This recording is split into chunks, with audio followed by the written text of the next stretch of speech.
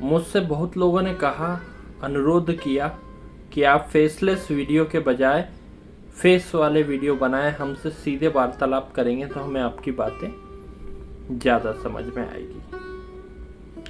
उसी क्रम में आज हम फेस वाले वीडियो बनाएंगे और जो हम अपनी बातें करते हैं वे अपनी सीधे आपसे साझा करेंगे। आज मुझसे किसी ने पूछा था कि जीवन में लक्ष्य क्या होना चाहिए। आज का वीडियो उन लोगों के लिए बड़ा फायदेमंद होगा जो लोग हमेशा ये पूछते हैं, ये कहते रहते हैं कि जीवन में हमें क्या करना चाहिए, क्योंकि हम रोज उठते हैं, जाते हैं, जॉब पर जा रहे हैं, अपना काम कर रहे हैं, उसके बाद में भी हमें कभी मन में ऐसी संतुष्टि नहीं होती कि जीवन में अब हमने सब कुछ प्राप्त कर लिया है। मन को एक राहत नहीं मिलती। पूर्ण संतुष्टि तो केवल सत्य के साथ में हो सकती है, जो कि बहुत कम लोगों के पास में होता है। पूर्ण संतुष्टि कब मिलती है? जब व्यक्ति सत्य की ओर बढ़ता है। मैं ये नहीं कह रहा हूं कि सत्य प्राप्त कर लिया तो ही होगी। सत्य की ओर बढ़ने पर, जो असल मार्ग है उसकी ओर बढ़ने पर भी बड़ी संतुष्टि मिलती है। अब बहुत से लोग ये पूछते हैं, अगर असल मार्ग ये नहीं है जिस पर हम चल रहे हैं तो क्या है? आप ये भी देखना, कई लोग सवाल करते हैं, हम पैदा ही किस लिए हुए? बहुत अजीब सवाल है, लेकिन यह है कि हम पैदा ही किस लिए हुए? क्या ईश्वर ने हमको सिर्फ इसलिए पैदा किया कि हम उठें, नहाएं, अपना नित्य कर्म करें, खाना खाएं, ऑफिस जाएं और वापस आएं और सो जाएं? इसी सीरीज में और बड़ा रूप देखें तो क्या ईश्वर ने सिर्फ हमें इसलिए पैदा किया कि हम अपने जैसे और भी जो संतानें हैं, बच्चे पैदा करें, उन्हें पाले पोसें, बड़ा करें और उन्हें योग्य बनाएं और फिर अपना चलते बने, इस संसार से विदा ले लें? लेकिन ऐसा नहीं है। बहुत से लोग सोचते हैं, जब से उनका जन्म होता है, जब से ऐसा सोचना शुरू करते हैं कि क्या खाना खाने में या दूध प्राप्त करने में ही संतुष्टि है, क्योंकि जब छोटे होते हैं। लेकिन जब दूध उनके प्राप्त होता है, पेट भर जाता है, उसके बाद में लगता है कि ये संतुष्टि नहीं। फिर उन्हें लगता है कि खिलौने चाहिए, तो खिलौने वो प्राप्त करना चाहते हैं। खिलौने प्राप्त करने पर भी लगता है कि ये संतुष्टि नहीं। थोड़े बड़े हो जाते हैं, उसके बाद में शिक्षण आदि शुरू होता है, तो उसमें भी अलग अलग चीजों की कामनाएं करते हैं। कभी उन्हें अलग प्रकार की बुक चाहिए, किताब चाहिए, उनके लगता है कि इसमें संतुष्टि होगी, अधिक मार्क लाने से एग्जाम में उससे संतुष्टि होगी, उससे भी संतुष्टि नहीं होती। कुछ लोग कहते हैं कि अदर एक्टिविटीज में हमें संतुष्टि मिलती है, तो वो भी करके देख लेता है। जैसे कोई खेल खेल के देख लेता है, पापा से साइकिल वगैरह की जिद करके देख लेता है, तो भी उसे संतुष्टि नहीं मिलती। फिर थोड़ा बड़ा होता है, उसे लगता है प्रेम में संतुष्टि मिलेगी, तो प्रेम भी करके देख लेता है। उसमें कई जगह अपना हाथ पैर मार लेता है, तो भी संतुष्टि नहीं मिलती।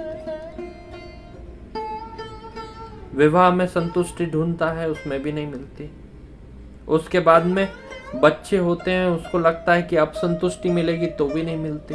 और बड़ा होता है, अपने जैसे खुद संतान के रूप में पैदा हुआ था, ऐसे बच्चे जन्म ले लेते हैं, तो उसे लगता है कि अब संतुष्टि मिलेगी, लेकिन तब भी संतुष्टि नहीं मिलती।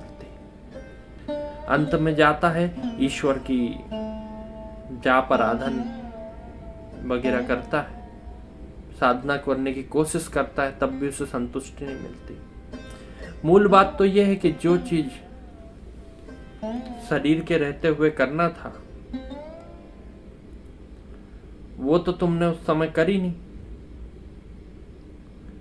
और फिर खोया पाया विभाग जैसे लास्ट में पहुंच गए ईश्वर की प्राप्ति करने। ईश्वर की प्राप्ति करने की कोशिश तो तभी करना था जब आपके पास में शरीर था, बुद्धि थी। शरीर में ऊर्जा थी। जब तुम भटक गए, अब ईश्वर प्राप्ति के लिए कोशिश करते हो, लेकिन शरीर साथ नहीं देता। शरीर तो तब साथ देगा जब उसमें कुछ बचा हो। यही मनुष्य की सबसे भारी गलती हो जाती है और भटकाव होता है। अभी भी आपको लगता है कि आपका जन्म इन चीजों के लिए हुआ हो, तो आप अभी भी माया से बंधे हो। माया से बंधना किसे कहते हैं? लोगों को लगता है कि मैंने बड़ी जॉब कर ली, अच्छा मेरा परिवार हो गया, तो मैं माया से बाहर हूं, जबकि ऐसा नहीं है। माया से बाहर तो तब आओगे जब स्वयं के रूप को देखने की ओर बढ़ोगे। माया अज्ञान पैदा करती है, एक आवरण पैदा करती है जिसमें तुम उलझते रहते हो। हम स्वयं उस आवरण से बाहर नहीं आ पाते, इसलिए हम किसी को ढूंढते हैं। कोई अच्छा गुरु मिल जाए तो उसकी किस्मत की बात होती है, नहीं मिलता तो स्वयं ढूंढना पड़ता है। स्वयं ढूंढने में बड़ी कठिनाइयां होती है। मनुष्य जिस रास्ते को कुछ कम वर्षों में तय कर सकता है, स्वयं ढूंढने में लंबा रास्ता तय करना पड़ता है। लेकिन स्वयं से ढूंढने में अनुभव बढ़ते जाते हैं, और आध्यात्म स्वयं से ही ढूंढने की चीज होती है। संतुष्टि तो स्वयं से ढूंढने में ही होती है। लोगों को लगता है कि गुरु आएंगे, सिर पर हाथ रखेंगे और हमारी कुंडलिनी ऊर्जा नीचे से ऊपर की ओर उठ जाएगी और हम मोक्ष को प्राप्त हो जाएंगे।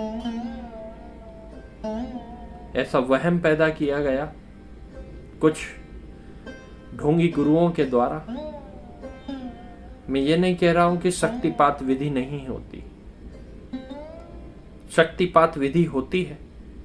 गुरु अपनी ऊर्जा का एक अंश आपके अंदर स्थानांतरित करते हैं, लेकिन उसके बाद में भी आपको स्वयं से खोजना पड़ता है। ईश्वर कोई मिठाई या वस्तु नहीं है, किसी ने उठा के ला के दे दिया और आपको संतुष्टि हो गई, आपने प्राप्त कर लिया।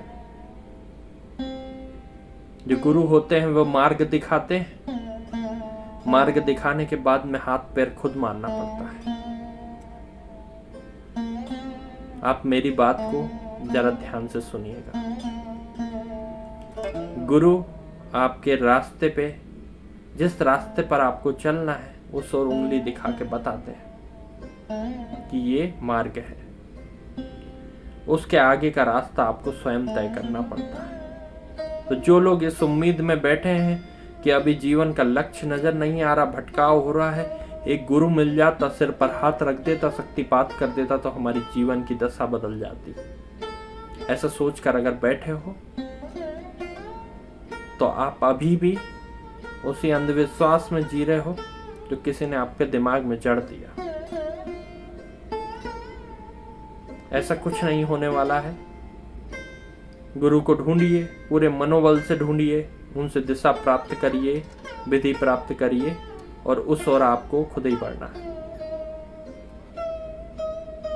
लिखित में जो भी चीजें लिखी हो वो त्यागना पड़ता है। जब आप स्वयं से अनुभव करते हैं तो आपको लिखी हुई चीजें जो आप सोचते हैं आपको शास्त्रों में मिलेगी लिखी हुई, मैं उन्हें नहीं नकारता। हजारों वर्षों से कई लोगों ने उसमें अपने अनुभवों से ऐसी चीजें डाली हैं जो मनुष्य को एक दिशा दे सकती है। लेकिन जब आप स्वयं से अनुभव करना शुरू करेंगे तो कई चीजें आपको लगेगी कि ये तो ऐसा नहीं था, तो उसे अपने दिमाग में बिठाने की जरूरत नहीं है।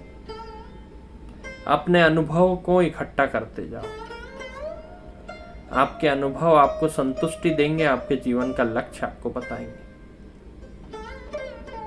और जो आपके पास में आज के समय में कृत्रिम लक्ष्य उपस्थित है, मैंने आपको बताया था शुरू में क्रम से कृत्रिम लक्ष्य कैसे होते हैं, जो समाज के द्वारा हमारे ऊपर थोपे जाते हैं।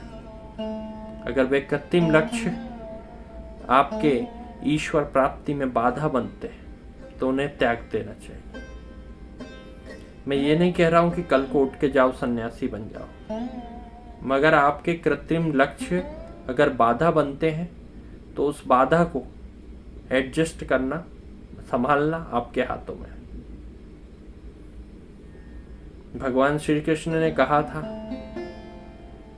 कि अगर ईश्वर प्राप्ति में, ईश्वर बोध में अगर आपके स्वयं के परिवारजन या माता पिता सहायक न बने, समाज सहायक न बने, तो ऐसे लोगों को तिरस्कृत कर देना चाहिए, इग्नोर कर देना चाहिए, उनकी बातों को पूरी तरह नहीं मानना चाहिए। लेकिन इसका ये मतलब नहीं है कि तुम मनमानी करो, समाज में उपद्रव फैलाओ, स्वयं के साथ में कुछ ऐसी चीजें कर लो जिसका पछतावा बाद में हो। इसलिए ही गुरु की आवश्यकता होती है। तो आज हमारा ये जो व्याख्यान था भटकाव को लेकर, इसमें कुछ बातें हो सकता है कि पूरी तरह क्लियर नहीं हो, आपको समझ में नहीं आई हो, तो कमेंट में जरूर बताइएगा। हम आगे और प्रयास करेंगे और मिलकर उस लक्ष्य को प्राप्त करेंगे, उस परम संतुष्टि को प्राप्त करेंगे। धन्यवाद।